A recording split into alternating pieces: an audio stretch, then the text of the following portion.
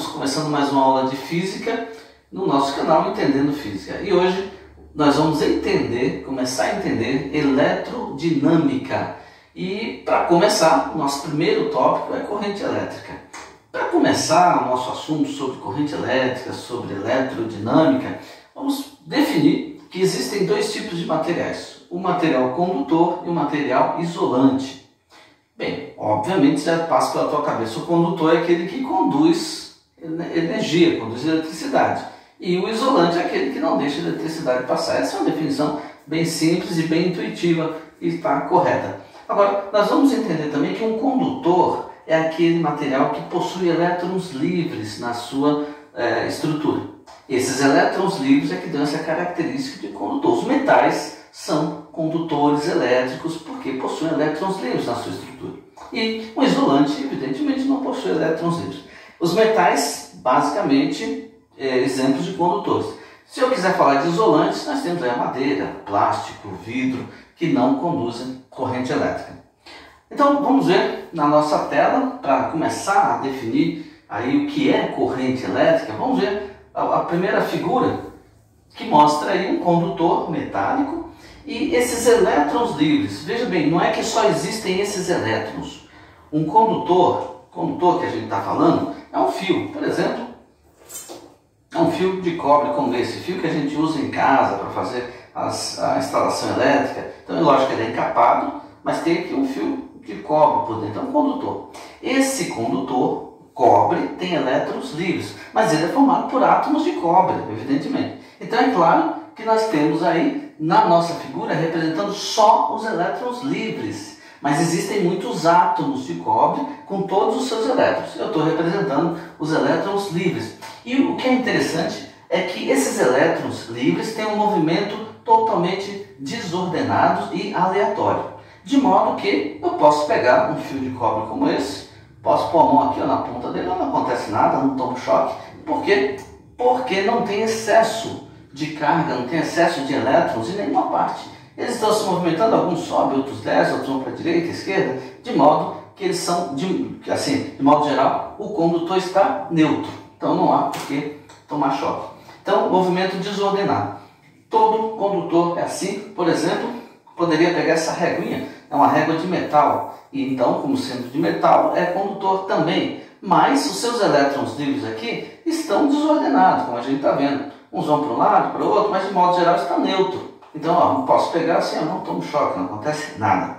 Mas eu posso mudar essa situação. A segunda figura que a gente vê aqui na nossa tela já mostra uma grande diferença. Então, esse condutor, pode ser o fio, pode ser esse metal aqui da régua. Agora nós fizemos uma ligação, você observa aí, ó, tem um fiozinho, tem lá o destaque, né, do condutor com seus elétrons livres e a continuação do fio ligando a uma pilha. Uma bateria. A pilha é um exemplo de um gerador. Podia ser uma bateria também, não importa. Essa pilha tem seu polo positivo, polo negativo. E agora nós vemos que por que colocamos essa pilha, esse gerador, os elétrons livres não estão mais desordenados. Nós podemos dizer agora que esses elétrons livres tomaram um objetivo na sua vida. Agora estão organizados. Veja que eles têm ali um sentido preferencial. E é fácil a gente entender, são elétrons livres, são cargas negativas. Veja que o polo negativo da pilha, o que ele vai fazer? Cargas iguais se repelem. Então ele vai empurrar o elétron livre, enquanto que o polo positivo vai atrair os elétrons livres. E por isso nós vemos que cria-se esse movimento organizado de elétrons livres no condutor.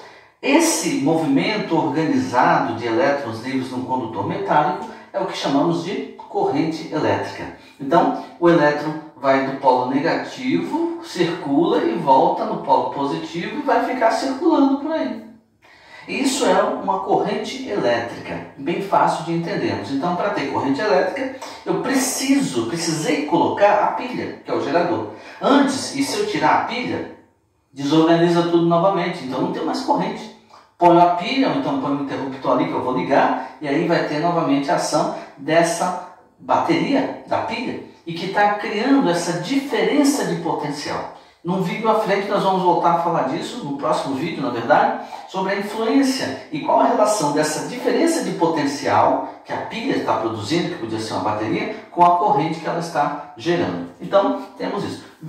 A próxima figura, nós vemos agora, é muito parecido, mas estamos agora representando uma flechinha ali em cima, mostrando um sentido da corrente elétrica.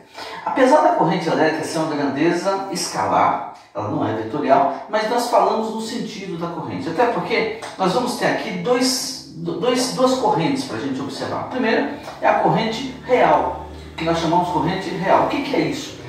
É aquela corrente que nós falamos que ela é o que está acontecendo gerado diretamente pelo movimento dos elétrons. A gente verificou que só existe a corrente porque tem a bateria, porque tem a pilha.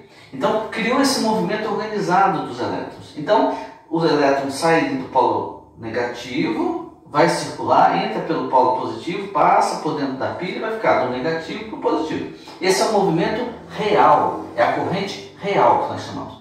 Mas existe uma outra corrente, que é aquela que nós vamos usar normalmente nos circuitos, que é chamada corrente convencional. Essa que está mostrando aí na nossa figura, você vê que tem uma flechinha, uma setinha, apontando no sentido contrário ao movimento dos elétrons livres.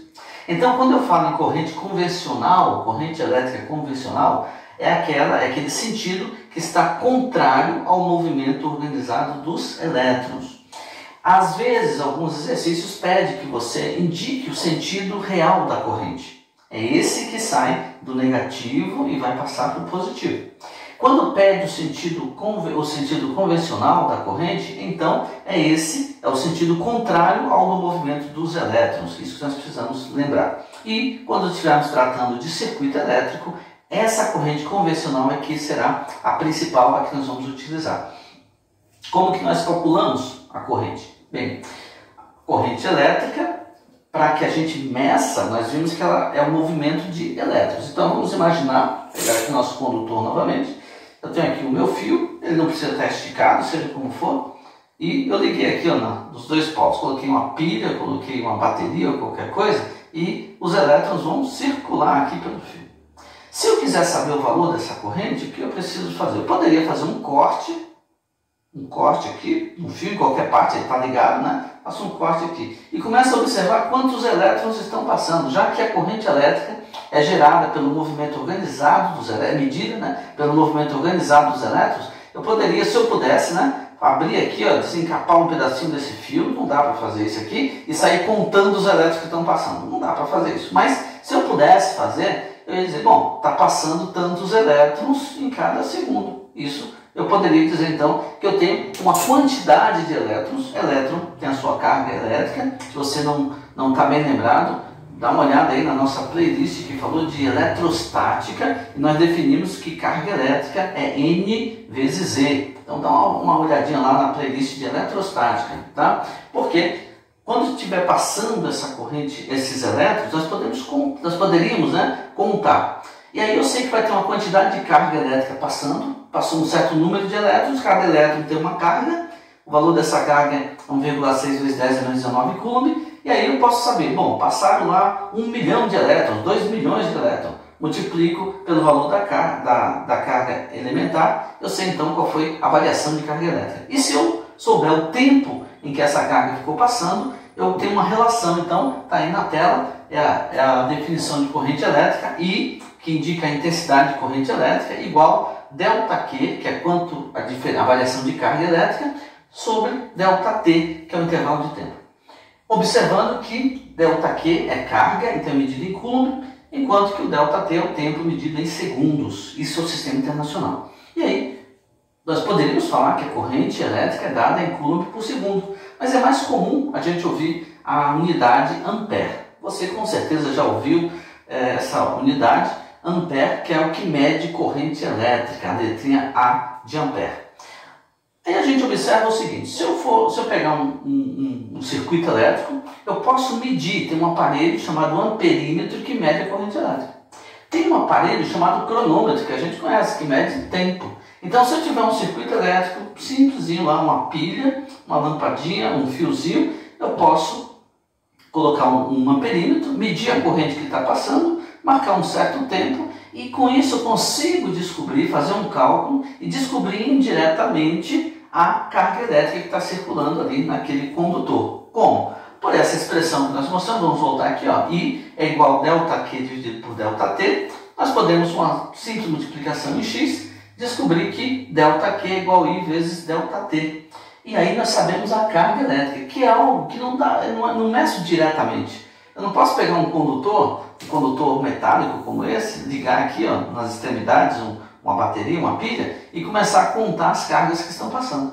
Mas eu consigo descobrir o valor dessa carga se eu souber qual foi a corrente elétrica que passou num certo intervalo de tempo. Tá aí, ó, ΔQ é I vezes ΔT.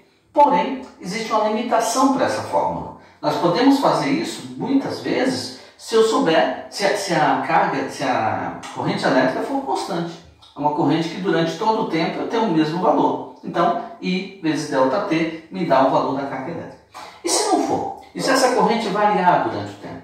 Nesse caso, eu posso ainda calcular a carga elétrica. Mas aí eu preciso, além das informações do problema, deve acompanhar também um gráfico, como nós estamos vendo agora aí.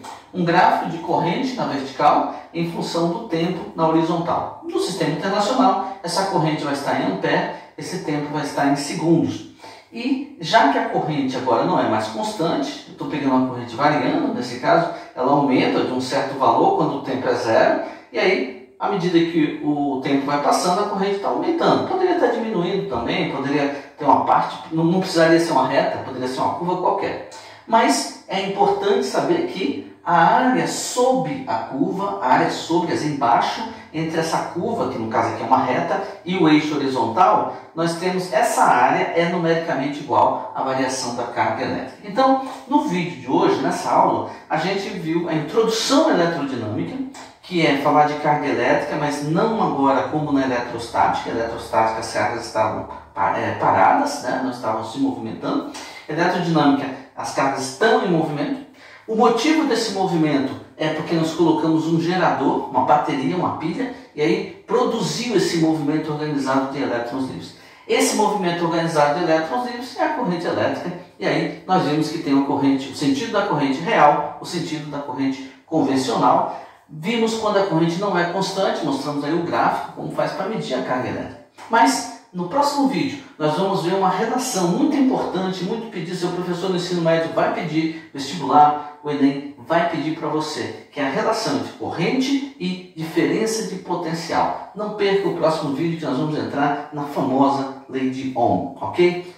Queremos pedir que você, se assistiu até agora, se está inscrito no nosso vídeo, dê o seu like aí, dê o seu like, mostre que você gostou, assim o YouTube vai apresentar para você, vai destacar coisas relacionadas com aquilo que você já gosta, aí você vai ter essa vantagem. Para nós é muito útil também o seu like. E aí, se você não está inscrito, então se inscreva, por favor, e dê o seu like. Você que já está inscrito, que vai se inscrever, compartilhe, fale com outras pessoas, mostre essa aula para outras pessoas, para que eles também venham a assistir aqui o nosso canal, dar o seu apoio. Isso vai ser muito interessante, vai ser muito bom, ok? Senhores e senhoritas, felicidades!